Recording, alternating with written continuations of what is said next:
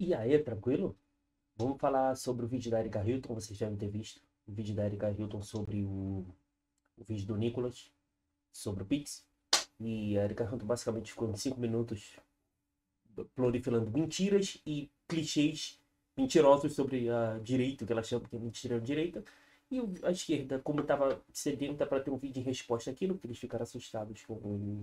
Eles ficaram assustados com o tamanho do vídeo que o Nicolas tomou. O vídeo do Nicolas tomou mais de 300 milhões de views em menos de 48 horas. Foi um negócio absurdo. A esquerda ficou sedenta para aquilo, viu que aquilo foi a bolha e viu que o Nicolas não mentiu ali, então eles ficaram desesperados. E o vídeo da Erika pegou essa falta de resposta da esquerda e capitalizou isso e não bateu pouca view. Não adianta falar que flopou, porque o vídeo teve mais de 70 milhões de views já.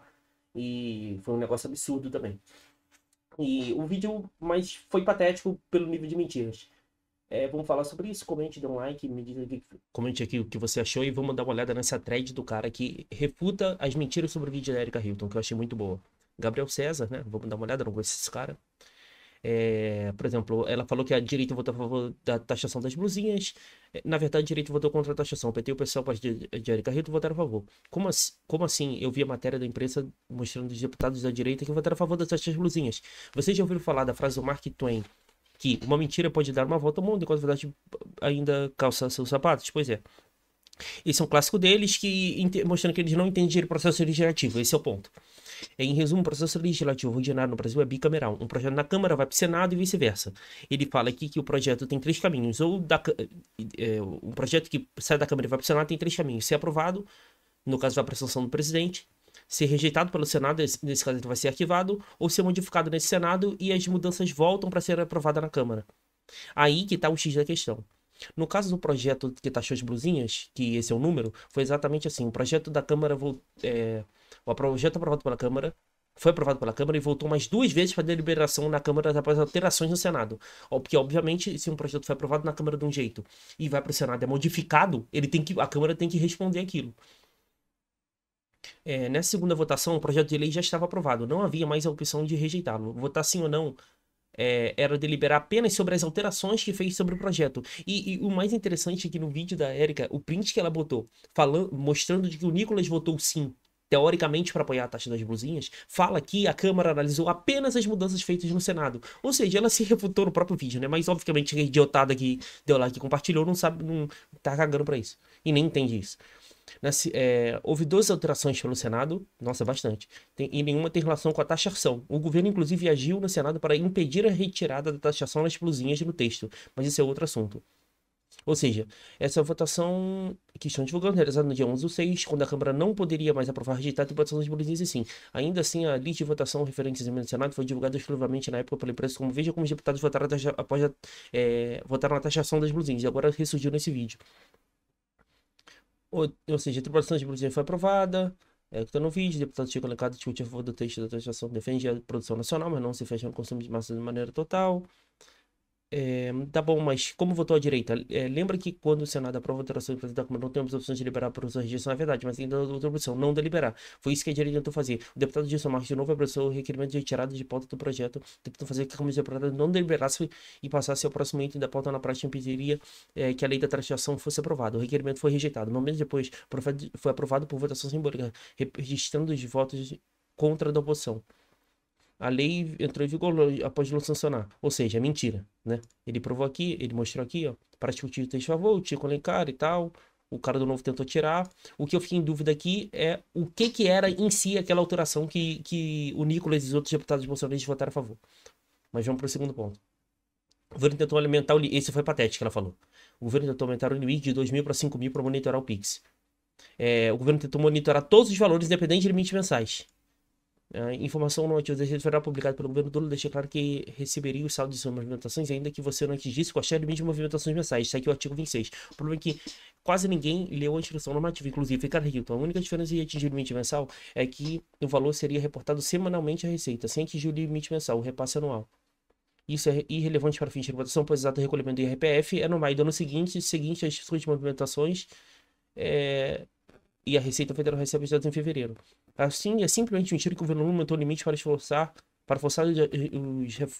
para focar os esforços nos montantes bilionários, visto que você mesmo que você movimente R$ 500 por mês numa carteira digital, essa informação seria repassada à Receita segundo a normativa antiga. Ou seja, na verdade, o que ninguém entendeu é que a diferença principal daquela normativa da Receita que deu polêmica e deu todo esse assunto que a gente está discutindo aqui é que pessoas informais que têm um nome sujo, por exemplo, ou pessoas que trabalham de forma informal e têm um nome sujo, elas muitas vezes não usam bancos digitais, usam instituições de pagamento, é outro conceito. Ou seja, o PicPay, Mercado Pago, 99Pay, PagSeguro, isso não é banco. Isso é instituição de pagamento na legislação brasileira. O que eles podem fazer? Eles podem fazer pagamentos, receber transferências e, às vezes, até fornecer cartão de crédito, mas não pode conceder empréstimos e nem ter fundos de investimento ou vender investimentos, que é o que bancos fazem. Essa é a diferença das instituições de pagamento para bancos. O que acontece? Essas instituições não precisavam informar o valor para a Receita Federal. Ou seja, se você movimentasse um valor absurdo lá, eles não eram obrigados a informar diretamente, igual os bancos são. Logo, essa normativa da Receita ia permitir ia obrigar essas instituições de pagamento a fornecer os dados para ela e dessa forma eles tinham uma informação na mão de bandeja para poder depois ou já com os impostos existentes cobrar imposto de renda, por exemplo, desses caras, porque muitos informais têm o nome sujo, não pagam suas dívidas e também não pagam impostos de renda, inclusive porque não tá na economia formal. E esse cara estar no Pix e está sendo diretamente monitorado, é muito fácil para a Receita bater as duas coisas, ver, esse cara não declara imposto de renda, ou ele declara como isento, mas ele movimenta 10 mil por mês, aí tira do bolo de pote. Obriga ela a taxar. Ou seja, é assim que o cara ia ser taxado, né? Mas é difícil explicar isso para a população brasileira normal. E a esquerda usou isso de espantalho para falar que a direita tá mentindo sobre o Pix, né? O que é um absurdo. Ou seja, ela falou também que a direita é contra a detenção de 5 mil para de renda. Eu sou totalmente a favor. Se o Lula fizer isso, eu apoio. Mas o Lula foi contra, né? O Lula não... Ele vai basicamente falar aqui que o PT não se esforçou para poder pôr em prática essa promessa de campanha do Lula, né? Isso é patético, o PT não fez nada com isso. Ela ficou falando que o governo Lula deve isso, que é mentira. O governo do Bolsonaro botou o Brasil no mapa da fome. Eu fui ver de onde tirar essa informação e descobri que ela foi fornecida por um estudo da Rede Pessan. Duas coisas chamaram a atenção. Primeiro, o estudo é feito em parceria com a Oxfam. Sim, aquela organização que divulga dados alarmistas sobre bilionários já foi desmascarada com graves problemas de metodologia no passado recente. Segundo polêmico, o estudo fez uma visita em 12.745 municípios para explorar que 33 milhões de brasileiros estariam passando fome. É impossível fazer isso, não. Porém, dados dependentes total. Nesse único estudo, essa informação precisa de no mínimo uma pulga atrás da orelha. Ainda a organização cita negacionismo com mais um motivo para a escala da fome. É totalmente enviesado. Fiquei curioso com o aumento e fui ver então qual era o dado do governo Lula. Para mim, surpresa não funcionava nenhum estudo sobre a fome. Deve ser apenas uma coincidência que o coordenador do estudo seja o senhor Renato Sérgio Jamil Maluf, que integrou a posse de gabinete de transição do governo, recebeu 18 mil do governo para iniciar um curso de uma semana em 2024. Ah, tá explicado aí.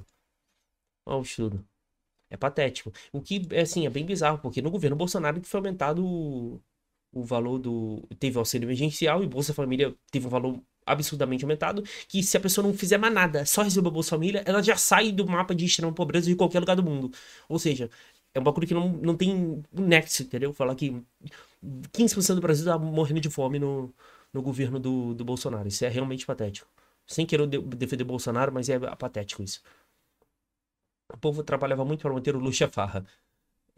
Os gastos do governo nunca estiveram tão altos. Isso é bizarro, né? Isso é só...